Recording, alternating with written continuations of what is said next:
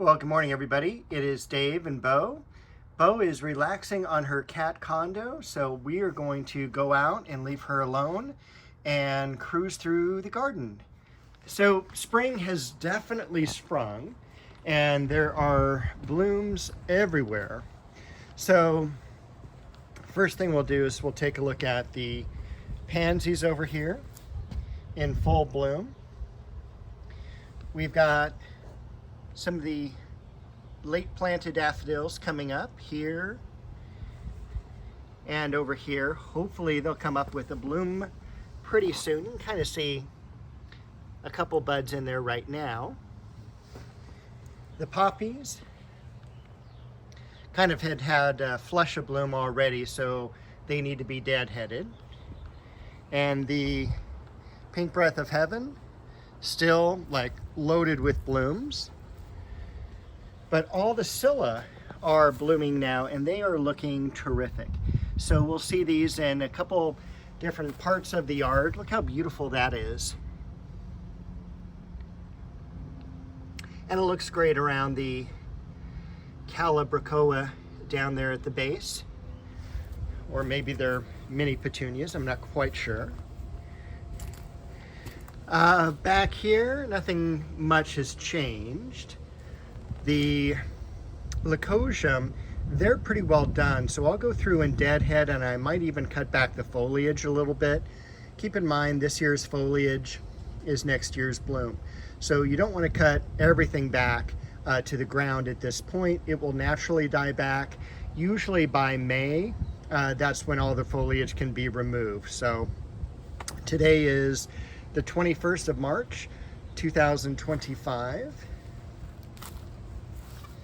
We do have a tomato plant we need to get planted still. Some more Scilla in the back. And take a look at that beautiful maple that is sprouting out. And if I remember correctly, this is Orange Dream. Also take a look at the lemon balm. Remember I planted this when I was going through and cleaning up all the rocks. Those had been like little suckers, I guess, that came up. The forsythia looking terrific. Now, take a look at this.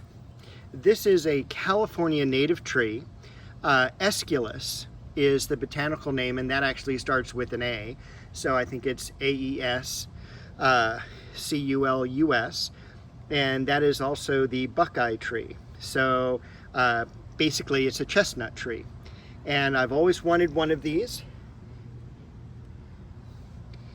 They take about 50% of the time from seed. This is my third year trying this, and it finally one sprouted, so I am thrilled. This particular one is a California native, and it was from a seed that I got from campus where I teach. So I'm super thrilled. It has beautiful blossoms, and then of course really cool fruit, or I guess nuts, in the fall. So really great, cool thing there. Take a look at those osteos there. Those African daisies are just stunning. Those need to get into the ground too. We have some ixias back here. Those are kind of like the freesia looking plants coming up, but they'll have a really nice bloom up about a foot tall. Over here, had a little daylily coming through. One more Scilla in the back. Take a look at that orchid there. Not quite sure what that is. More orchid.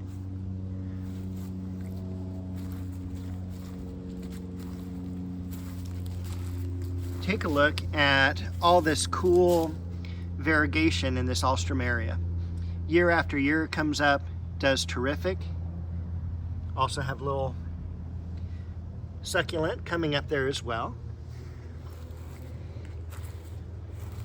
The columbine.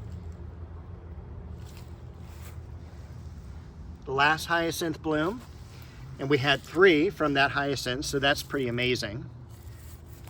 The variegated geranium,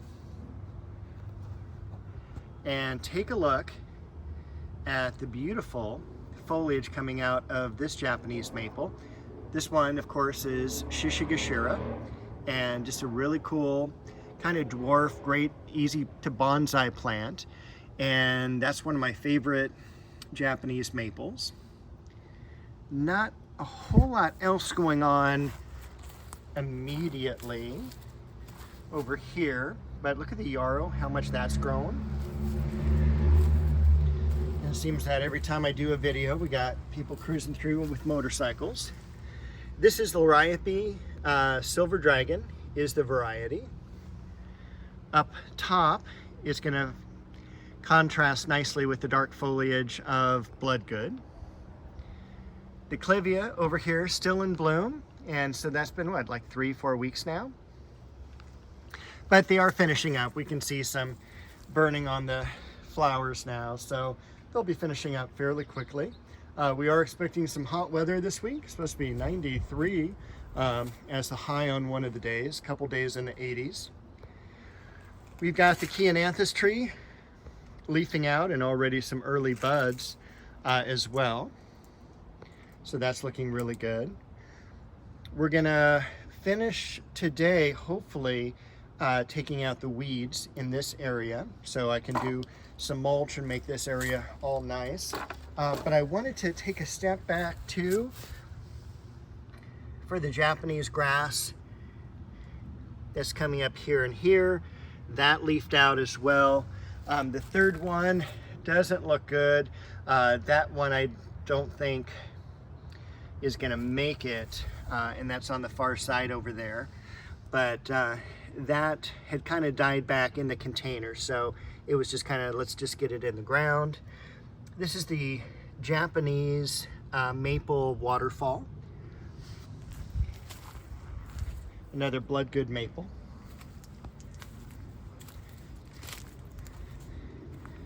Take a look at that Elizabeth magnolia. Over here, as it's the end of the day and the shadows are kind of long there,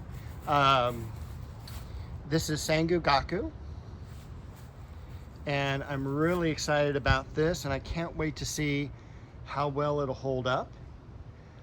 I do have a couple of tomato plants that I put in the ground this week. We do have Champion, and we have Roma as well. And actually, that's Roma and that's Champion. And we've been joined by Bo because she can't be alone. She's got to be with us, and that is totally okay. After her little vet incident this week, I'm very happy to have her around, and she's been even more, you know, right by my side. So she's been doing very well since. I think she's almost fully recovered. All the Scilla here that's blooming, there must be a couple of hundred bulbs here. And again, this is something that naturalizes. The first of these bulbs I got in 1986, the only time I got them. And, you know, they just keep on coming back year after year after year and multiplying.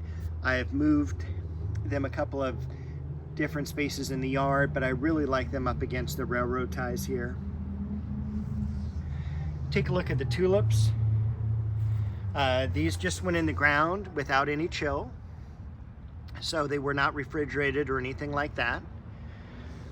The Westringia, Iris. I keep threatening to take out the lettuces, but I have not done it yet. Take a look at all the blooms on this genetic dwarf. And this is the peach and the nectarine. And again, just that bloom is just so incredible.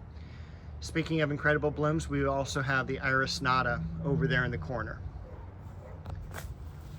So let's go ahead and cruise around on the inside of the rose garden.